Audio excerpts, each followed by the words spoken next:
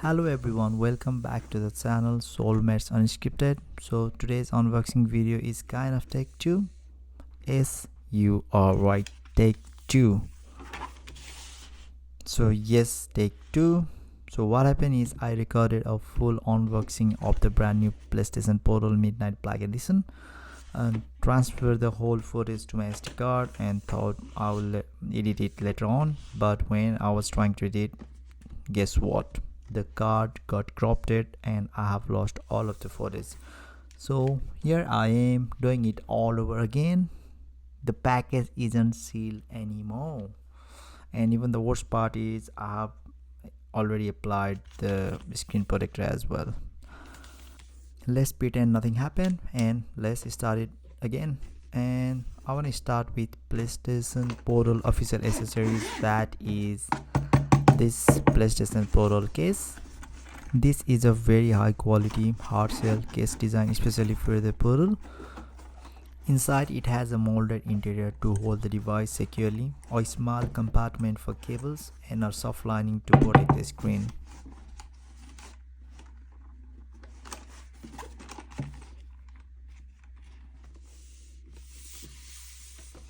Here we have a sealed box. Remember, sealed box, totally untouched and never opened before. And now for the first time ever, let's unbox it. Obviously let's pretend to unbox it.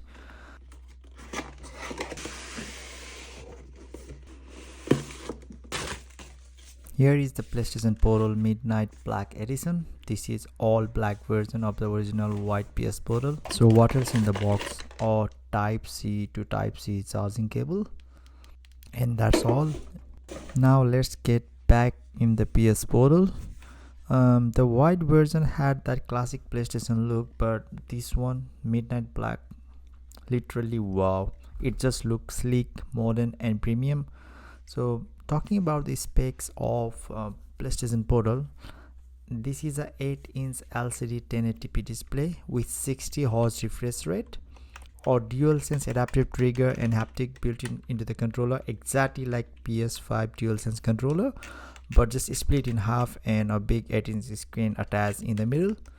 And it connects to your PS5 via Wi-Fi for remote play and also for cloud streaming. But to be honest, it is still in beta and it is not available in Australia. And no native game storage, it is just for streaming. 3.5mm headphone jack for wired audio and USB-C for charging. But there is something even better with PS Portal. It also supports cloud streaming from Sony's PlayStation services. Obviously you need to be subscribed and pay them, but you can play tons of games without needing to install them. And right now in Australia, cloud streaming isn't officially available. I think it is still in beta, but once it launches here, I'll definitely give it a try. I really wish they had rolled it out worldwide at the same time, but it is what it is. Over here you can see 4 buttons: power button, PS Link button, and volume up and down button, and the 2 cutouts in the top corner are for speakers. Setting up the PS Portal is super easy. When you turn it on, it walks you through the few steps: connect to Wi-Fi, signing into your PlayStation Network account, find and connect to your PS5 via remote play, and that's it, you are ready to go. I will just skip this one or fast forward this one, as this will be the first initial step, so it will be time consuming. So while it is setting up, now let's compare it with the Nintendo Switch OLED in terms of size. The PS Portal is wider, mainly because of the DualSense style grip, but as you can see, my Nintendo Switch OLED also has a wider body because I am not using the original Joy-Cons, I am using the third-party Duoki Joy-Cons. And the screen size are close, 8-inch on the Portal versus 7-inch on the Switch OLED, but the OLED screen is much better in terms of colors and contrast. But I'm also pretty much happy with the LCD screen as well. That's why the reduced cost was there in PS Portal. And obviously these are two very different devices. The Switch OLED is a standalone gaming console, while the PS Portal is strictly for streaming PS5 games. In terms of how they feel in hand, both are compatible, but if you have the feel of a DualSense controller, the Portal is a winner. Now let's do some test and see how it runs or performs. I'm still using the same Wi-Fi for PlayStation and my PlayStation Portal.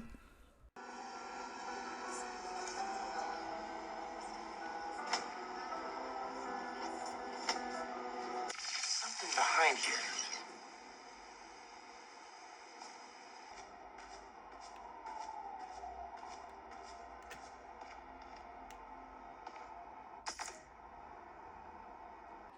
I tested it with Spider-Man game, and as long as you have a solid internet connection, it runs great. PlayStation recommends at least 15 Mbps for a smooth experience, but if you have Wi-Fi 6, you will get the best performance.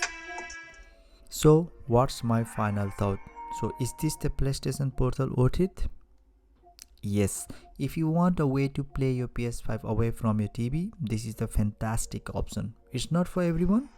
It doesn't have Bluetooth and it is strictly a streaming device, but if remote play fits your needs, this is a game changer because you will get the exact same feeling as you were playing natively on PS5 console, because every adaptive triggers works the same and everything is fantastic. Would I recommend it? If you have a strong Wi-Fi setup and love handheld gaming, absolutely yes. But it is important to know that what you are getting. This is not a standalone console, especially in Australia, because we don't have that cloud streaming thing turned on. It relies entirely on your PS5 and a good internet connection. If you have a laggy Wi-Fi setup, you might not have a great experience. Also, the lack of Bluetooth support is a bit of downside. You will need a wired headset or Sony proprietary wireless earbuds. That's something to keep in mind if you prefer using your own Bluetooth headphones. For those who already have a PS5 and love gaming on the go, this is a perfect companion. It lets you continue your games from anywhere in your house or even while traveling, as long as you have a decent Wi-Fi. And with cloud streaming on the horizon, the PS Portal could become even more useful in the future, especially in Australia. That's it for today's video. If you enjoy this and feel bad for my lost footage, make sure you like, subscribe and drop a comment below. What do you think about the PS Portal Midnight Black Edition? Are you getting one? Comment down below. Catch you in the next video. Till then, peace, bye bye, take care.